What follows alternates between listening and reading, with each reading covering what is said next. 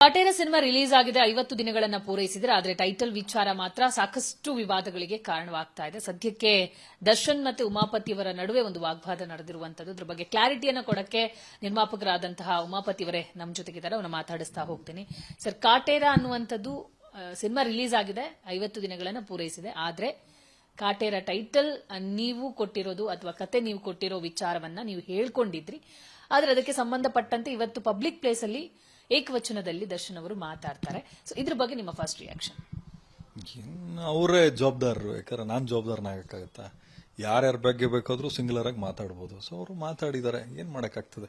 ಸ್ವಲ್ಪ ಬೇಜಾರಾಗ್ತದೆ. ಆಮೇಲೆ ಬಿಡಪ್ಪ, ಯಾರೇನ್ ಬೇಕು ಅನ್ಕೊಳ್ಳಿ. ಇವಾಗ ದಾರಿಯಲ್ಲಿ ಹೋಗ್ತಾ ಇರ್ತೀವಿ, ಯಾರೋ ಏನೋ ಅಂತಾರೆ. ನಮ್ ಗುರಿ ಮುಟ್ಟೋದ್ ನೋಡ್ಬೇಕು ನಾವು. ಏನೋ ಅಲ್ಲ ಅವನ ಹತ್ರ ಜಗಳ ಆಡ್ಕೊಂಡು ಕುತ್ಕೊಳಕ್ ಆಗ್ತದ? ದಾರಿಯಲ್ಲಿ ಏನೋ ಆಗ್ತದೆ, ಹೆಚ್ಚು ಕಡಿಮೆ ಆಗ್ತದೆ. ಒಂದು ಅವ್ರು ಸೋಲ್ಬೇಕಿಲ್ಲ ನಾವು ಸೋಲ್ಬೇಕು. ನಾನಿಲ್ಲ ನಾನ್ ಹೆಚ್ಚು ನೀನ್ ಹೆಚ್ಚು ಅಂತ ನಿಂತ್ಕೊಂಡ್ರೆ ನಾವು ಗುರಿ ತಲುಪೋಕ್ಕಾಗಲ್ಲ ಅಷ್ಟೇ.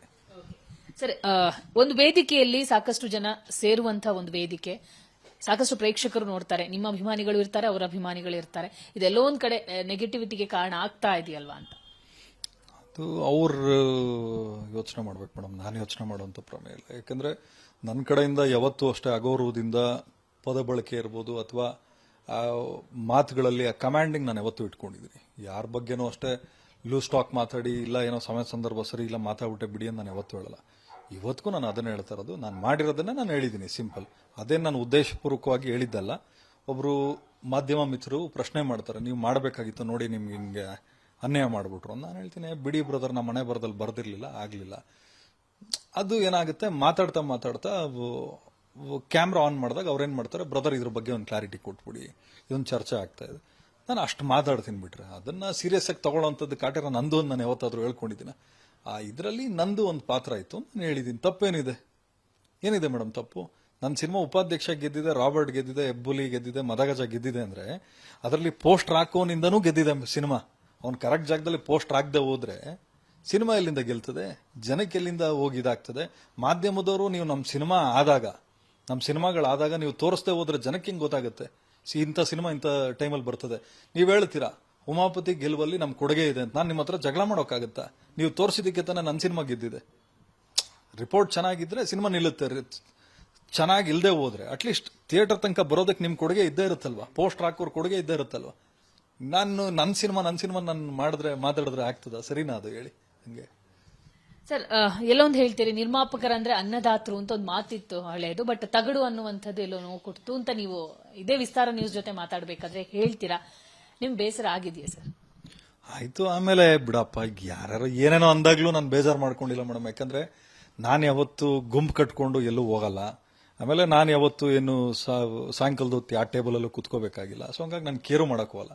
ನನ್ನ ಕೆಲಸ ಆಯ್ತಾ, ನಾನು ಮನೆಗೆ ಹೋಗ್ತೀನಿ, ನನ್ನ ಕುಟುಂಬದ ಜೊತೆಲಿ ಇರ್ತೀನಿ. ಇವತ್ತಿಗೂ ನಾನು ಹೇಳಲ್ವಾ, ಸಾವುಕಾರ್ತನ ಅನ್ನೋದು ದುಡ್ಡಿದ್ರೆ ಸಾವುಕಾರ್ತನ, ಗೆದ್ರೆ ಸಾವುಕಾರ್ತನ ಅಲ್ಲ. ನಾವು ಮನೆಗೆ ಹೋದಾಗ ನಮ್ಮ ಹೆಂಡತಿ ಮಕ್ಕಳು ನಮ್ಮನ್ನ ಗೌರವ ಕೊಟ್ಟು ನಮ್ಮನ್ನ ನಡೆಸ್ಕೊಂಡ್ರೆ ಸಾಕು. ನಮ್ಮ ತಾಯಿ ನೋಡಪ್ಪ ನನ್ನ ಆಶೀರ್ವಾದ ನಿನಗಿದೆ ಅಂತ ಆಶೀರ್ವಾದ ಮಾಡ್ತಾರಲ್ಲ, ಅದೇ ಸಾವುಕಾರ್ತನ. ಸೊ ನಾವು ಅದರಲ್ಲಿ ತೃಪ್ತಿ ಪಡುವಂತ ವ್ಯಕ್ತಿಗಳು. ಸೊ ಯಾರೋ ಏನೋ ಬೈದಾಗ ಏನ್ ಮಾಡಕ್ಕಾಗ್ತದೆ? ಏನೋ ಅವ್ರಿಗೆ ಬೇಜಾರಾಗಿರ್ಬೋದೇನೋ ಮಾತಾಡಿದಾರೆ ಅಷ್ಟೇ. ಇದ್ರ ಜೊತೆಗೆ ಒಂದು ಮಾತು ಹೇಳ್ತೀರಾ, ಬಾಸ್ ಬಾಸ್ ಅಂತ ಹೇಳ್ಕೊಂಡಿದ್ದವರು ಸಂಜೆ ಹೊತ್ತು ನನಗೆ ಕಾಲ್ ಮಾಡ್ತಾ ಇದ್ರು ಅಂತ. ಏನ್ ಸರ್ ಫ್ಯಾಕ್ಟ್ ಅದು?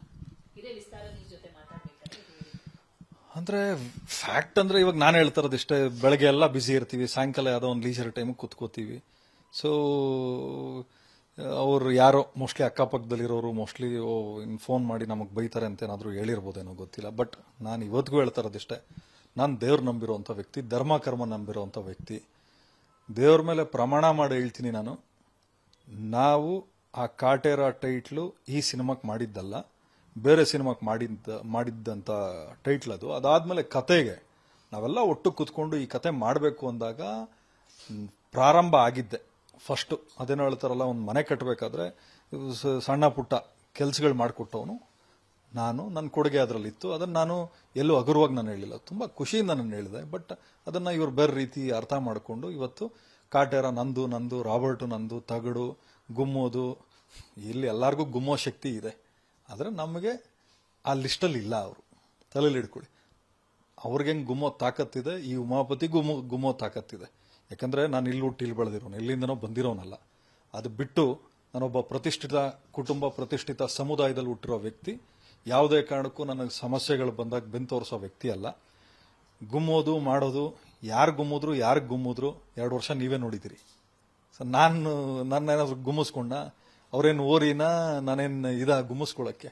ಸೊ ಪದಗಳು ಬಳಸ್ಬೇಕಾದ್ರೆ ಸ್ವಲ್ಪ ಜವಾಬ್ದಾರಿಯಿಂದ ಬಳಸ್ಬೇಕಾಗ್ತದೆ. ಯಾರೋ ಖುಷಿ ಪಡ್ತಾರೆ, ಮಾಡ್ತಾರೆ, ಹೌದು ಖುಷಿ ಪಡೋರು ಇದ್ದಾರೆ, ಬಟ್ ಅದೇ ರೀತಿ ಸರಿ ತಪ್ಪು ಅಂತ ಮಾತಾಡೋರು, ಚರ್ಚೆ ಮಾಡೋರು ಇದ್ದೇ ಇರ್ತಾರೆ. ಯಾಕಂದ್ರೆ ಕೆಲವೊಂದಷ್ಟು ಇವಾಗ ನನಗೆ ಬೇಕಾದಷ್ಟು ಜನ ಫೋನ್ ಮಾಡಿದ್ರು, ಮಾತಾಡಬಾರ್ದಾಗಿತ್ತು ಈ ಥರ. ಅಂದರೆ ಏನೇ ಇದ್ರೂ ಅದನ್ನು ಹೇಳೋ ರೀತಿ ನೀತಿ ಇದೆ. ಬಟ್ ಆ ಸ್ಥಾನಮಾನಕ್ಕೆ ಹೋದಾಗ ನನ್ನ ಅವ್ರ ಅಭಿಮಾನಿಯಾಗಿ ಇದನ್ನು ನಾನು ಒಪ್ಪಲ್ಲ, ತಲೆ ಕೆಡಿಸ್ಕೋಬೇಡಿ, ನೀವು ಏನು ನೇರವಾಗಿರ್ತೀರ ನೀವು ಹಂಗೆ ಇರಿ ಅಂತ. ಸೊ ಯಾರೋ ನನಗೆ ಹೇಳ್ಬಿಟ್ರು ಅಂತ ಇದ್ದಂಗೆ ಅದು ಸರಿ ತಪ್ಪು ಅಂತ ನಾನು ಹೇಳೋಕ್ಕಲ್ಲ. ಬಟ್ ನನಗೆ ಪರ್ಸ್ನಲಿ ಅವ್ರ ಸ್ಥಾನಮಾನಕ್ಕೆ ಅಲ್ಲ ಅದು ಪದ. ಸರ್, ರಾಬರ್ಟ್ ತನಕ ತುಂಬಾ ಚೆನ್ನಾಗಿದ್ರಿ, ನೀವೇ ಹೇಳಿದ್ರಿ, ಅವ್ರ ಕತೆ ಹೇಳಿದ್ದಕ್ಕೆ ಸಿನಿಮಾ ಮಾಡಕ್ ರೆಡಿ ಆದೆ ಅಂತ ಅನ್ನೋ ಮಾತನ್ನು ನೀವೇ ಹೇಳಿದ್ರಿ. ಬಟ್ ಅದಾದ್ಮೇಲೆ ಏನಾಯ್ತು?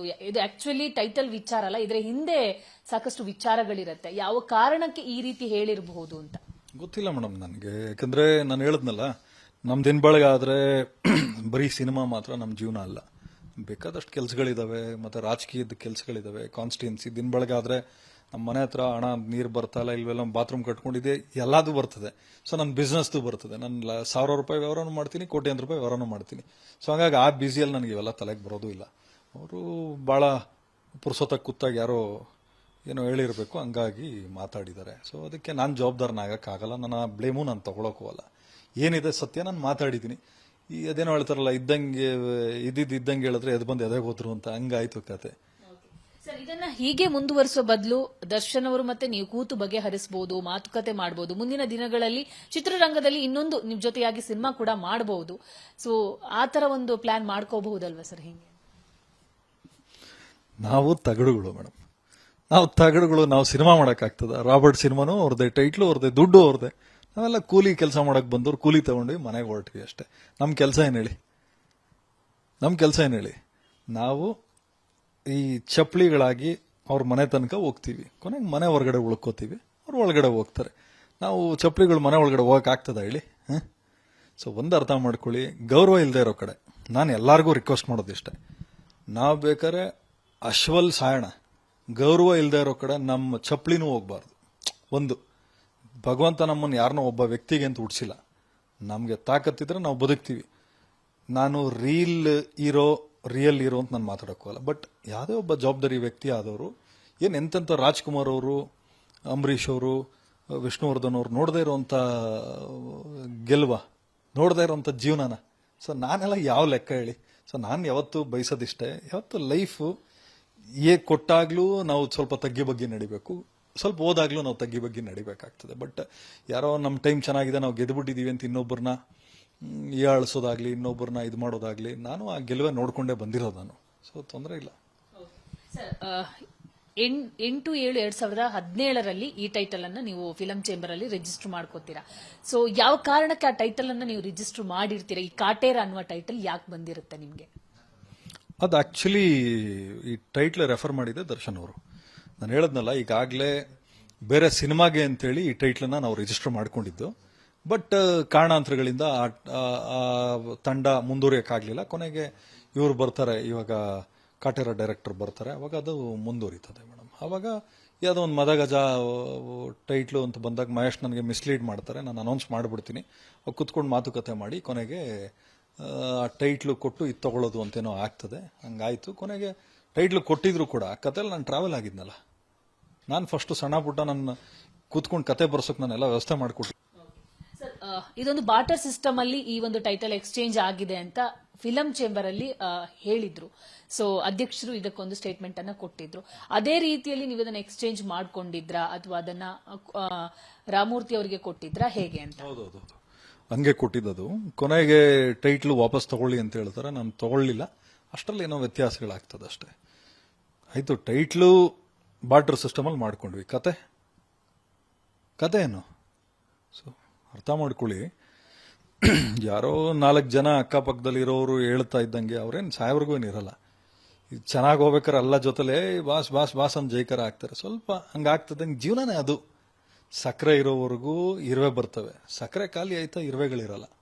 ತಲೆಯಲ್ಲಿ ಇಟ್ಕೊಳ್ಳಿ. ಯಾವತ್ತೂ ಅಷ್ಟೇ. ಏನೋ ಅಂದರೆ ನಾವು ಏನಿದೆ ನಿಜ ಮಾತಾಡೋಕ್ಕೆ ಭಯ ಪಡಬೇಕಿಲ್ಲ, ಸುಳ್ಳು ಮಾತಾಡ್ಬೇಕಾದ್ರೆ ನಾನು ಭಯ ಪಡಬೇಕು. ಯಾವುದಾದ್ರೂ ಮಾಧ್ಯಮದಲ್ಲಿ ಇಲ್ಲ ನಾನು ಹೇಳಲೇ ಇಲ್ಲ, ಹೌದು ನಾನು ತಪ್ಪಾಗಿ ಮಾತಾಡೋದಂತ ಎಲ್ಲಾದರೂ ಹೇಳಿರೋದು ನಿದರ್ಶನ ಇದೆಯಾ ನಿಮ್ಮ ಹತ್ರ? ಹೌದು, ನಡೆದಿರೋದನ್ನೇ ನಾನು ಹೇಳಿದ್ದೀನಿ. ನೀವು ತಗಡು ಅಂದ್ರೂ ಸರಿ, ಇನ್ನೊಂದಂದ್ರೂ ಸರಿ, ನಾನು ನಿಜಾನೇ ಮಾತಾಡ್ತೀನಿ. ಆಮೇಲೆ ಯಾವುದೇ ಕಾರಣಕ್ಕೂ ನಾನು ಯಾರಿಗೂ ಭಯಪಡೋ ವ್ಯಕ್ತಿನೂ ಅಲ್ಲ. ಯಾರೋ ಗುಮ್ತಾರೆ, ವಾಪಸ್ ನಿಂತ್ಕೊಳ್ಳೋ ತಾಕತ್ತಿರೋದಕ್ಕೆ ನಾನು ಇಲ್ಲಿ ನಿಂತಿದ್ದೀನಿ. ಯಾರೋ ಭಿಕ್ಷೆಯಲ್ಲಿ ಜೀವನ ಮಾಡ್ತಾ ಇಲ್ಲ ನಾನು. ನನ್ನ ಮನೆ ದುಡ್ಡು ತಗೊಂಬಂದು ನಾನು ಸಿನಿಮಾ ಮಾಡಿದ್ದೀನಿ. ನನಗೇನು ಇನ್ನೊಬ್ಬರ ಮನೆ ದುಡ್ಡಲ್ಲಿ ನಾನು ಸಿನಿಮಾ ಮಾಡುವಂಥ ಪ್ರಮೇಯ ಇಲ್ಲ. ಸೊ ಹಂಗಾಗಿ ಪದ ಬಳಕೆಯಲ್ಲಿ ಸ್ವಲ್ಪ ಜವಾಬ್ದಾರಿಯಿಂದ ನಡ್ಕೋಬೇಕಾಗ್ತದೆ. ಇಲ್ಲದೆ ಹೋದ್ರೆ ಬೇರೆ ದಾರಿ ಇದೆ, ಬುದ್ಧಿ ಕಲ್ಸೋಕ್ಕಷ್ಟೇ. ಸೊ ತರುಣ್ ಸುಧೀರ್ ಅವರು ಹೇಳ್ತಾರೆ, ನಾನು ಕಥೆಯನ್ನ ಯಾರಿಗೂ ಹೇಳಲ್ಲ, ಬರೀ ಹೀರೋಗೆ ಹೇಳಿ ನಂತರ ಅದು ನಿರ್ಮಾಪಕರ ಬಳಿ ಹೋಗುತ್ತೆ ಅಂತ. ಹಂಗಿದ್ರೆ ಇದು ಹೇಗ್ ಸಾಧ್ಯ ಆಯ್ತು ಅಂತ ಹೇಳಿ? ಬಿಡಿ ಮೇಡಮ್, ಇವಾಗ ಒಳ್ಳೆ ಚೆನ್ನಾಗಾಯ್ತಲ್ಲ. ಅವ್ರವ್ರೆಲ್ಲ ಹೇಳ್ತಾರಪ್ಪ. ಅವತ್ತು ಸಮಸ್ಯೆಗಳು ಬಂದಾಗ ಯಾರ ಹತ್ರ ಬಂದ್ರಂತೆ ಅವರೆಲ್ಲ? ಲಕ್ನೋವಲ್ಲಿ ಏನೋ ಒಂದು ಪ್ರಾಬ್ಲಮ್ ಆಯ್ತು, ಯಾರು ನಿಂತ್ರ ಅವತ್ತು? ಇವತ್ತೆಲ್ಲ ಚೆನ್ನಾಗಿದೆ, ಚೆನ್ನಾಗಿರ್ಲಿ, ತೊಂದರೆ ಇಲ್ಲ. ಇವಾಗ ನಾನು ವಾದ ವಿವಾದ ಮಾಡ್ಕೊಳಕ್ ಹೋಗಲ್ಲ. ವಾಗ್ವಾದ ಅವರಿಂದ ಶುರುವಾಗಿರೋದು, ನನ್ನಿಂದ ಅಲ್ಲ. ಸೊ ತೊಂದರೆ ಇಲ್ಲ, ಅದಕ್ಕೆಲ್ಲ ಉತ್ತರ ಕೊಡೋ ಟೈಮ್ ಬರ್ತದೆ, ಉತ್ತರ ಕೊಡ್ತೀನಿ ನಾನು. ದರ್ಶನ್ ಅವರು ಉಪಾಧ್ಯಕ್ಷ ಸಿನಿಮಾ ಬಂದ ಸಂದರ್ಭದಲ್ಲೂ ಸಿನಿಮಾ ನೋಡಿ ಅನ್ನುವಂಥದ್ದನ್ನ ಹೇಳಿದ್ರು. ಸೊ ಕಾಟೇರ ಸಿನಿಮಾದ ಬಗ್ಗೆ ನಿಮಗೂ ಒಳ್ಳೆ ಒಪಿನಿಯನ್ ಇದೆ. ಸೊ ಮುಂದೆ ಚಿತ್ರರಂಗದಲ್ಲಿ ಒಂದಾಗಬೇಕನ್ನೋದು ಪ್ರೇಕ್ಷಕರ ಒಂದು ಒಲವು ಕೂಡ. ಇದ್ರ ಬಗ್ಗೆ ನೋಡಿ, ಅವ್ರ ಬಗ್ಗೆ ಗೌರವ ಇದೆ. ಬಟ್ ನಾವು ಯಾವತ್ತೂ ಅಷ್ಟೇ ಸ್ವಾಭಿಮಾನ ಬಿಟ್ಟು ಬದುಕೋಕೆ ನಾನು ರೆಡಿ ಇಲ್ಲ. ನಾನು ಸಿನಿಮಾ ಅಲ್ಲಿ ದುಡಿಯೋದು ನಾನು ನೋಡ್ಬಿಟ್ಟಿದ್ದೀನಿ. ಬನ್ನಿ ಮೇಡಮ್, ನೀವು ಚೆನ್ನಾಗಿ ಹೇಳಿದ್ರಿ. ಇವತ್ತು ಎಲ್ಲೋ ಒಂದ್ ಕಡೆ ನಾವು ಮಾಡೋ ಬಿಸ್ನೆಸ್ ಎಲ್ಲ ದುಡ್ಡು ಹಾಕಿದ್ರೆ ಬೇಕಾದಷ್ಟು ಬರ್ತದೆ. ಬಟ್ ಸಿನಿಮಾ ನಮಗೆ ಕೊಟ್ಟಿರೋ ಸ್ಥಾನಮಾನಕ್ಕೆ ನಾವು ಸಿನಿಮಾ ಮಾಡ್ತಾ ಇದೀವಿ.